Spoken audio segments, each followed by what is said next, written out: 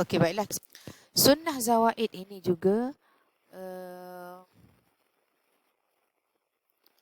biasanya kita libatkan, kita kata daily task as human being lah kan. Dan ia sebagaimana Ustaz sebut sebelum ini, bahawasanya ianya adalah suatu yang tidak berdosa jika ditinggalkan dan juga tidak diberi pahala jika dilaksanakan.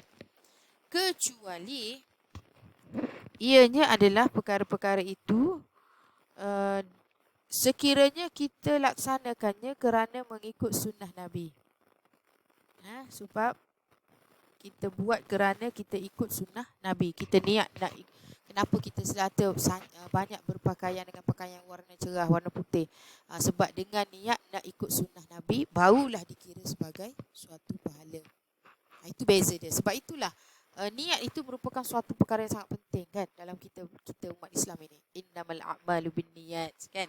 Hadis Nabi sebut sesungguhnya amalan itu bergantung kepada niat. Dalam Liga Magazine mungkin antum akan belajar ataupun akan datang nanti akan belajar kategori-kategori ataupun tahap-tahap niat. Tidak semua apa yang terlintas dalam fikiran kita itu dikira sebagai niat. Niat ini mesti berserta dengan azam. Okey, itu kita sebut sebagai niat. Baik, habislah mengenai sunnah. Sekarang ini kita masuk tentang provision. Okey, kita masuk tentang provision. Apa makna provision? Baik. Ianya bermaksud Allah Subhanahu Wa Taala mencegah sesuatu perbuatan. Okey. Yang mana setiap perbuatan yang dicegah oleh Allah Subhanahu Wa Taala, for doing so there is grave penalty, while omitting it entails entails a reward. Kalau sekiranya kita melakukan perbuatan yang ditegah itu, maka ada penalti. Tetapi kalau kita tinggalkannya, maka kita akan dapat pahala. Ataupun dengan senang kita kata bahawa apa makna haram? Haram itu adalah suatu perbuatan yang mana diberi pahala apabila meninggalkannya. Dia terbalik dengan wajib kan. Dan berdosa jika dilakukan. Itu maksud dia. Tinggal dapat pahala, buat dapat dosa. Itu kita sebut sebagai haram. Okey, invitation aku. Okey. Dalam masalah ini dia berbeza dengan mazhab Hanafi kan. Ni kita dah sentuh dah awal dulu. Mazhab Hanafi yang mengatakan bahawa dalam masalah ini mazhab Hanafi kata kedudukan haram itu bergantung kepada dalil. Kedudukan haram bergantung kepada dalil. Adakah ianya adalah dikira sebagai haram ataupun dikira sebagai makruh tahrim. Itu beza di antara mazhab Syafi'iyah dan juga Hanafi.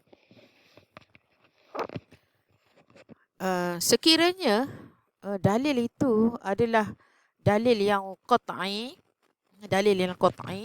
maka dikira sebagai haram, haram li zatihi.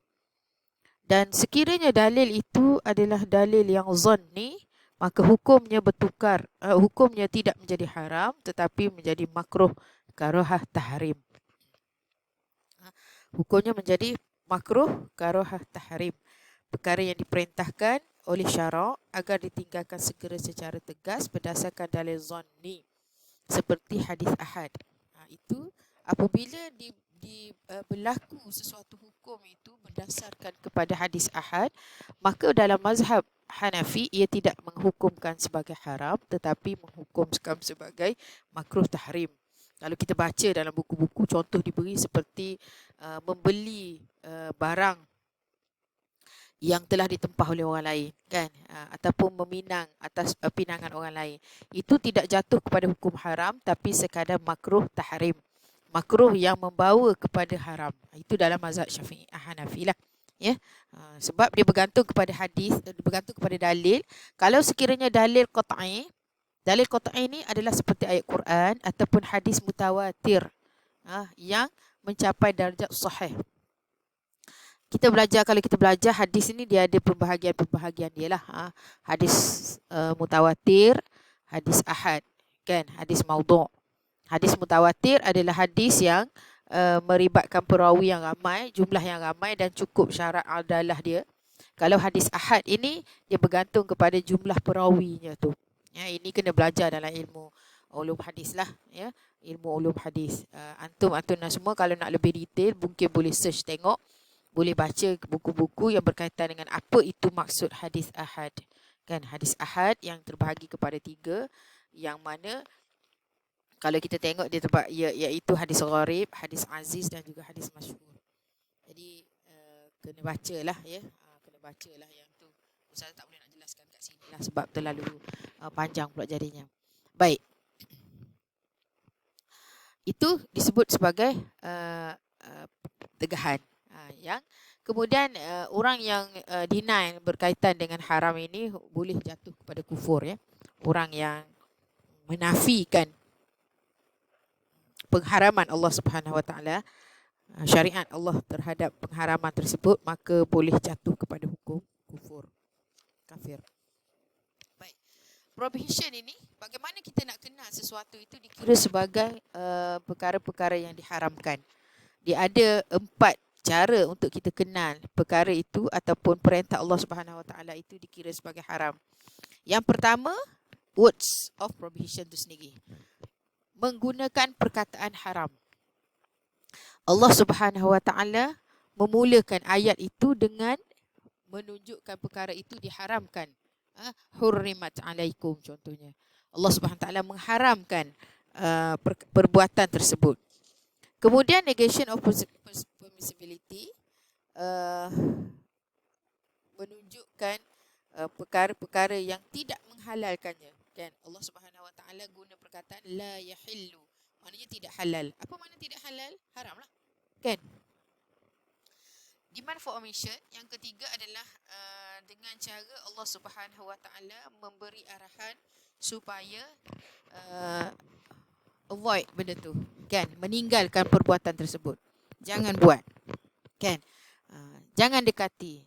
Itu la taqrabuz zina contohnya. Jangan dekati perbuatan tersebut. Itu menunjukkan bahawa arahan tersebut, ayat tersebut adalah ayat yang menunjukkan haramnya perbuatan tersebut.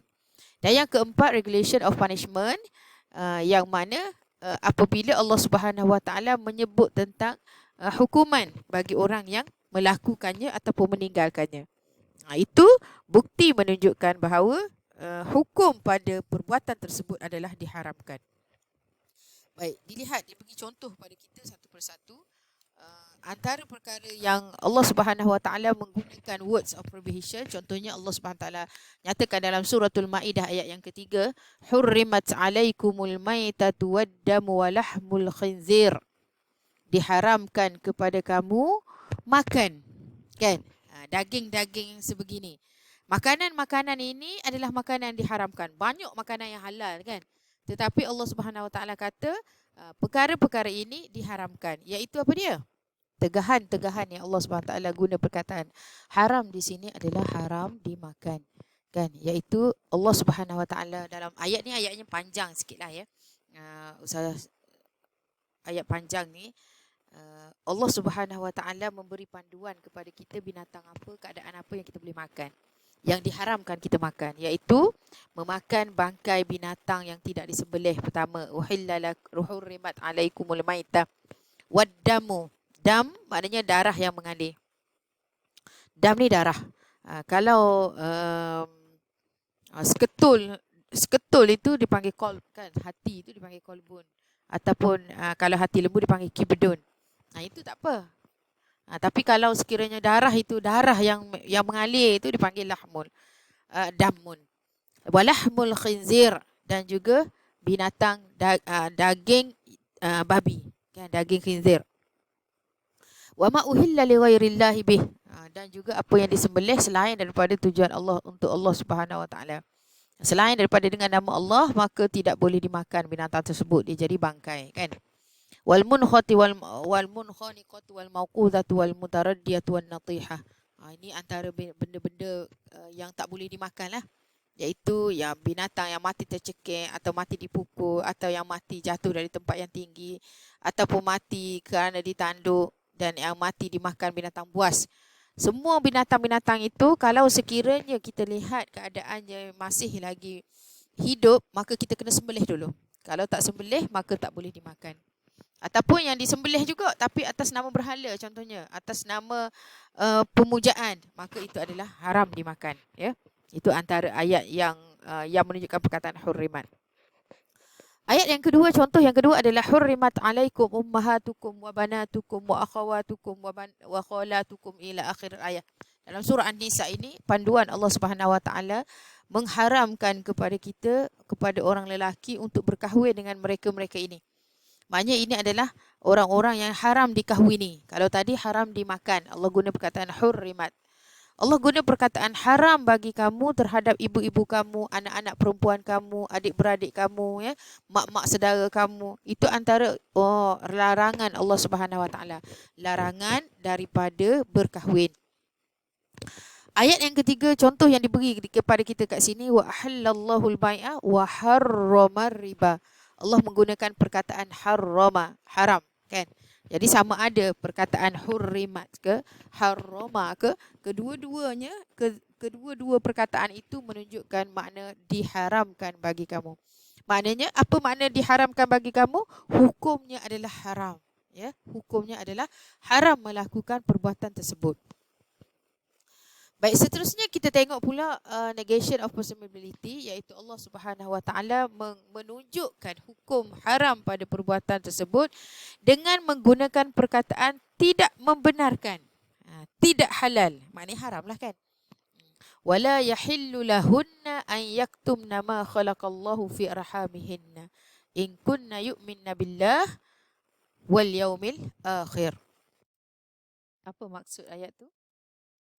Maksud dia adalah wala yahillu lahunna an yaktumna ma khalaqallah fi arhamihinna. Sekejap.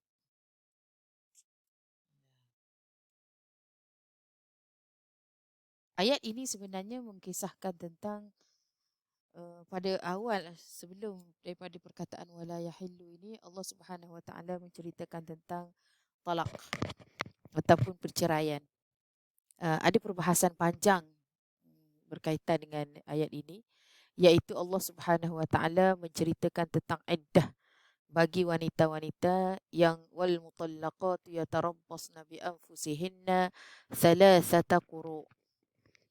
Maka berlakulah perbahasan di kalangan ulama tafsir dalam menentukan apakah itu quru, sama ada ianya adalah makna haid ataupun makna suci. Dan Ustaz rasa semua telah ketahui. Yang menjadi persoalannya adalah siapa yang tahu keadaan diri itu? Tidak ada orang lain yang tahu kecuali perempuan itu sendiri ataupun isteri yang diceraikan itu sendiri. Persoalannya adalah Allah Subhanahu Wa Taala timbulkan kaitkan dengan iman. Bagi perempuan-perempuan yang ada yang menipu ataupun menyembunyikan keadaan sebenar dirinya, dia kata dia dah cukup 3 kali suci, sedangkan dia belum cukup 3 kali suci. Maknanya apa yang berlaku apabila keadaan tersebut, kalau dia berlaku penipuan begitu, maka perkahwinan kedua dia, perkahwinan dengan lelaki lain itu menjadi tidak sah. Ataupun dia kata tak cukup lagi, sedangkan dia telah menyembunyikan keadaan sebenar, sedangkan dia telah pun cukup 3 kali suci ataupun 3 kali haid, maka dia menafikan hak suaminya untuk merujuk. Maka hukumnya adalah Allah Subhanahu Wa Taala menjadikan hukumnya menjadi haram lah, tak boleh. Ataupun satu lagi keadaannya apabila dia menyembunyikan anak yang dikandung, ya. Sebab itu dalam Islam bila berlaku perceraian, iddahnya adalah 3 kali suci. Itu adalah untuk istibra'. Istibra' maksudnya untuk menyucikan rahim, ya, untuk menyucikan rahim daripada berlaku percampuran nasab, percampuran keturunan sekiranya mengandung. Maka sebab itulah dijelaskan ayat ini. Baik, kita sambung. Kita sambung pada rekod yang akan datang, insya-Allah.